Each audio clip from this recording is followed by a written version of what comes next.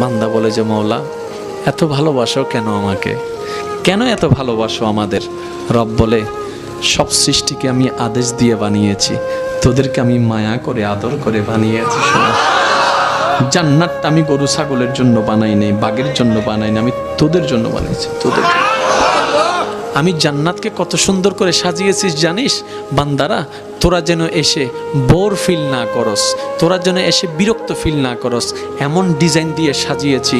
এক একজনের কাছে এক এক রঙের পছন্দ, এক এক কালার পছন্দ। তুই শুধু জান্নাতে ঢুকবি, ঢুকার পরে আজকে তোর রংটা পছন্দ হয় নাই, মন থেকে শুধু একবার চাইবি, আওয়াজও করতে হবে না, আমি রব, সেকেন্ডের ভিতরে আমি রব, তোর রুমটার রং পাল্টাই দিবস। বান্দারে তুই কি চাস, তোর কি লাগবে যেটা আমি দিতে পারবো না? তোর কি মনে হয় আমি কি রব দিতে পারবো না? তো আমি তো পারবো। বান্দা তুই ডাইনে বামে দৌড়াস কেন? তুই একটা কাজ কর না, জীবনের সময়টুকু ইমানটাকে শক্ত করে যাই কর আমাকে খুশি করার জন্য কর, যাই কর আমাকে অল্প কর, আমার জন্য কর।